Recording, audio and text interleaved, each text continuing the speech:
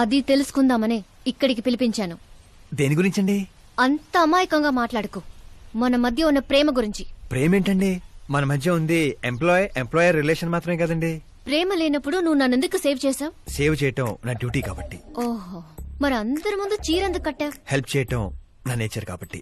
నిజంగా నీ మనసులో ఏం లేకపోతే నాకు ఎందుకు దగ్గరయ్యావు? దగ్గర అవటం కాదండి, దగ్గరగా ఉన్నాను. తేడా ఏంటో? ఎఫెక్షన్ కి ప్రొటెక్షన్ కి ఉన్న తేడా. మాటలు మాట్లాడాలన్నా మార్చాలన్నా నీ తర్వాతే ఎవరైనా. అయినా మీరా నేను 8th స్టాండర్డ్ నుంచి ఫ్రెండ్స్. మీ లవ్ స్టోరీ గురించి తను ఎప్పుడు చెప్పలేదు, నువ్వు ఎప్పుడు చెప్పలేదు. సక్సెస్ఫుల్ లవ్ స్టోరీ అయితే ఎగిరి గంతులు వేసుకుంటూ చెప్పుకోవచ్చు, కానీ నాది వన్ సైడ్ లవ్. ఆ విషయం తనకి తెలియదు. బాగుంది.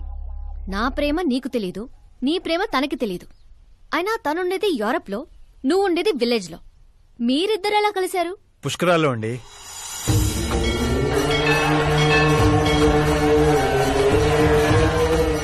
గోదావరిలో మునిగితే దారిలో పడతానని ఫ్యామిలీ అంతా కట్టుకట్టుకుని పుష్కరాలకి వెళ్లాం.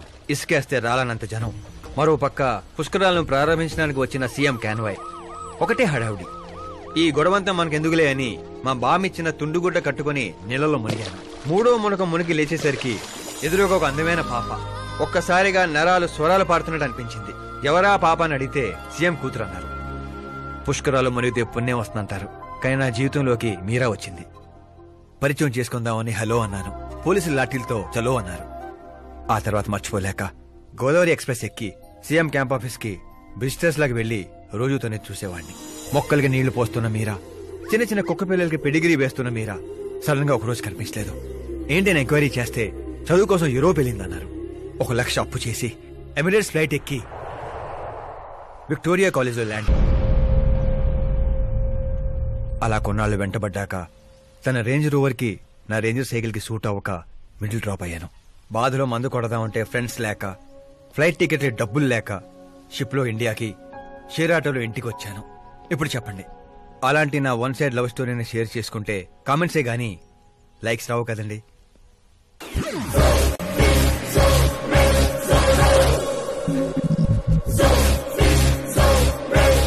ఏంటి కథలు చెప్తున్నావు? వింటుంది కదా అని. నన్ను పుష్కరాల్లో చూసావా? అబ్బే, మొన్నే పార్టీలో ఫస్ట్ టైం చూశాను. యూరోప్ వచ్చి కలిసావా? యూరోప్ ని మ్యాప్ లో చూడటం తప్ప దాని గురించి పెద్ద ఐడియా లేదండి. మరి తనకేంటి అలా చెప్తున్నావు? ఈ మ్యాచ్ క్యాన్సిల్ చేద్దామని. ఏ ఆ అమ్మాయి మంచిది కదా? నేను మంచోడు కాదండి, ఆ అమ్మాయి బంగారం. నాలాంటి ఏదో వల్ల అమ్మాయి లైఫ్ స్పైల్ అవ్వకూడదని. మరి నా పేరు ఎందుకు వాడా? వేరే ఏ అమ్మాయి పేరు చెప్పినా అడ్డంగా దొరికేస్తానని. అదే సీఎం కూతురు పేరు చెప్తే క్వశ్చన్ చేసే ధైర్యం ఎవరికి ఉండదని. నేను హర్ట్ అయి హార్ట్ కి తీసుకుంటే?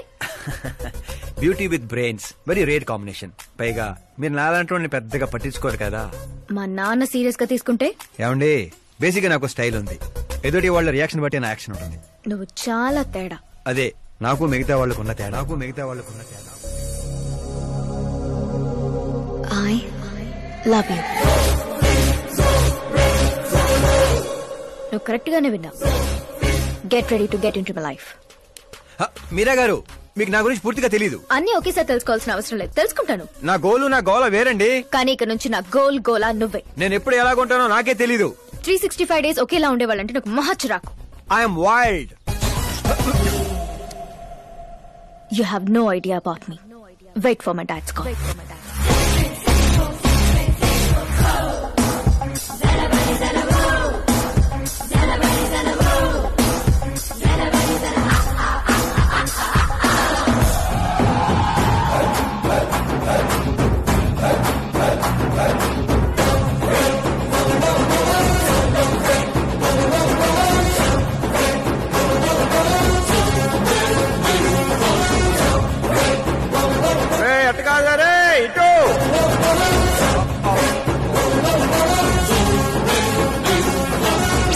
అమ్మా ఏమిటా నువ్వు చెప్పేది?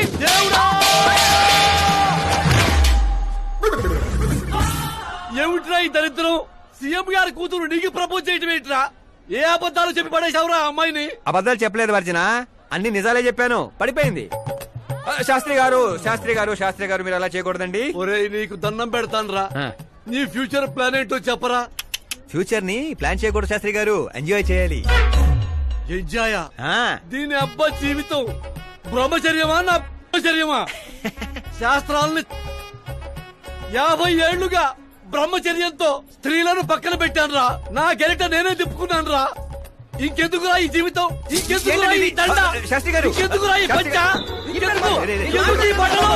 ఈ రోజు నుంచి నా పేరు శాస్త్రిలో శా ఉండదు, ఓన్లీ స్త్రీ ఉంటది. స్త్రీ నువ్వెక్కడా? శాస్త్రి గారు, స్త్రీ శాస్త్రి నువ్వెక్కడా? స్త్రీ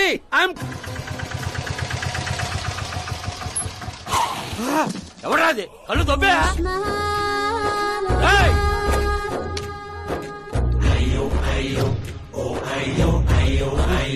సిద్ధప్ప గారు మీరా? నేనేనయ్యా పంతులు. అయ్యో, రాజధాని కోసం భూమిని కోల్పోయి రైతులాగా అలా అయిపోయారేంటండి? ఏం చెప్పమంటారు పంతులు గారు, వాడిచ్చిన షాక్ కి అన్నయ్య ఇంట్లోంచి గెంటేశాడు. దేవుడా! అందుకే పగటిపూట వాటర్ క్యాన్లు వేసుకుంటూ రాత్రులు అమీర్పేటలో ఇడ్లీలు వేసుకుంటున్నాను. మరి ఫ్యామిలీ అండి? నా పిల్లమేమో పొట్లాలు కడుతుంది, పిల్లలేమో చట్నీలు వేస్తున్నారు. హతవిధి. పంతులు గారు, మా హోటల్లో చట్నీ బాగుంటుంది, ఒకసారి ట్రై చేస్తారా? ఏమిటండి మీకు ఈ కర్మ? నేను అప్పటికీ చెప్తూనే ఉన్నాను ఇది రియల్ స్టోరీ సిద్ధప్ప గారు అని. నా మాట విన్నారా? వినకుండా ఇలా ఇలా చిటికలేసుకుంటూ ఇది నా వంటి స్టోరీ, నాకు నచ్చిన స్టోరీ అని రెచ్చిపోయారు. అయినా ఏమిటి దరిద్రం? ఊరెళ్ళిపోవచ్చు కదా. ఊరుసుకుతున్న గదిలా తయారయ్యావు, ఇంకా నీకు బుద్ధి రాలా? ఒకసారి హీరో అవుతామని ఊరు వదిలొచ్చాక ఏ ముఖం పెట్టుకుని వెళ్ళమంటావు, ఎలా వెళ్ళమంటావు? పంతులు గారు, టాలీవుడ్ మనకి చాలా ఇచ్చింది, మనం కూడా ఎంతో కొంత తిరిగి ఇవ్వాలి కదా, లేకపోతే లావు అయిపోతాం. అంటే ఇండస్ట్రీని దత్తత తీసుకున్నట్టేనా? దత్తత తీసుకోవడం అంటే 2 కామెడీ సీన్లు 2 రేప్ సీన్లు చేసి వెళ్ళిపోతాను అనుకున్నావేమో. వాణ్ణి, నిన్ను, అన్నయ్యని, మొత్తం అందరినీ దత్తత తీసుకున్నాను. ఎవరిని వదిలిపెట్టను. మీ అందరికీ నేను హీరోగా చేసి బాహుబలి 3 చూపించే వెళ్తాను. ఉంటానయ్యా పంతులు. క్యాన్లు వేసుకుని ఇంటికి ఇడ్లీ పిండి తీసుకెళ్ళాలి. ఓరి శ్రీమంతుడా!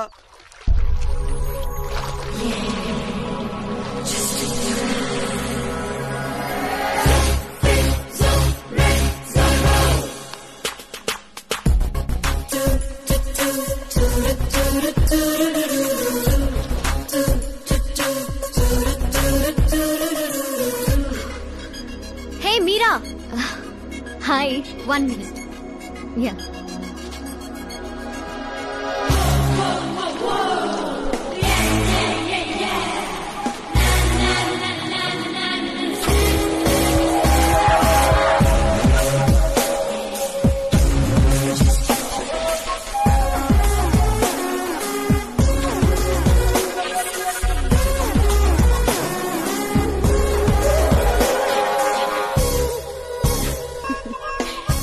ఏంటి పూల దగ్గర కలుద్దామని పూలతో వచ్చావు? నీకు థ్యాంక్స్ చెప్తామని. థ్యాంక్సా? ఎందుకు? నీ వల్లే కదా ఆకాష్ నాకు పరిచయం అయింది. నా వల్లేంటి కొత్తగా? తను నీ ప్రేమ కోసం నీ చుట్టూ యూరప్ అంతా తిరిగితే. Crazy guy. యాక్చువల్లీ అలాంటిదేం లేదు. తను నీకు స్టోరీ చెప్పాడు.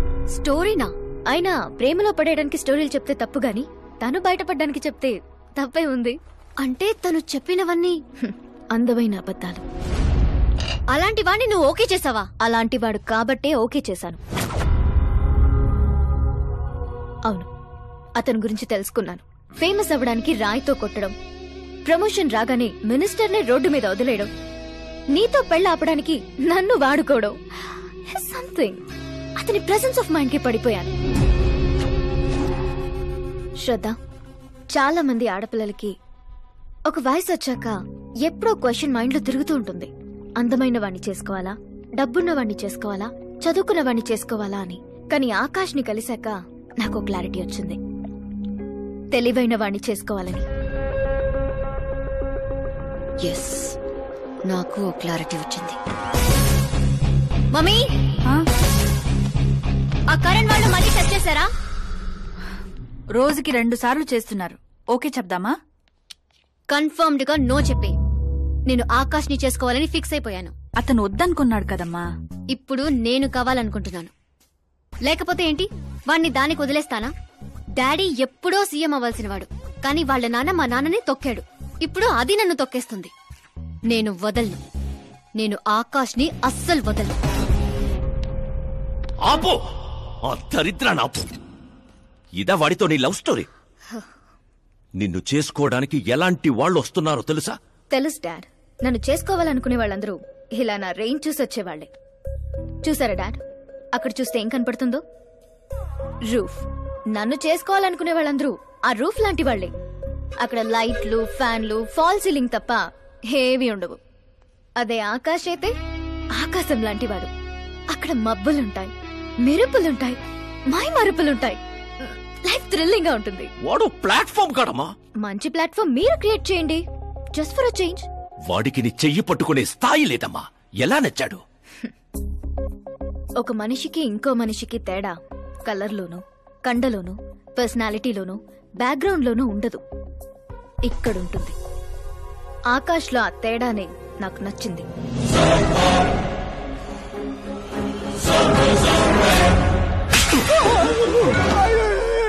ఏంటి సార్ నన్ను కొడతారు?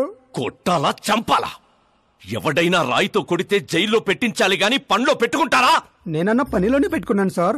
ఆయన అయితే ఏకంగా ఇంట్లోనే పెట్టుకున్నాడు కదా. ఏమప్పా గ్రాచారం గంట మారుతుంటే ఎవరేం చేస్తారప్పా?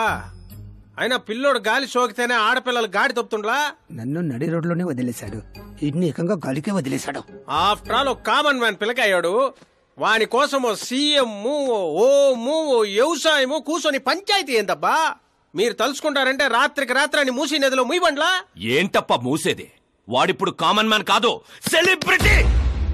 స్టేట్ లో వాడి గురించి తెలియని వాడు లేడు. వాడి మీద ఈగ వాలిన SMS కాంటెస్టులు పెడతారు ఛానల్ వాళ్ళు. సీఎం చంపాడా, హోం చంపాడా అని.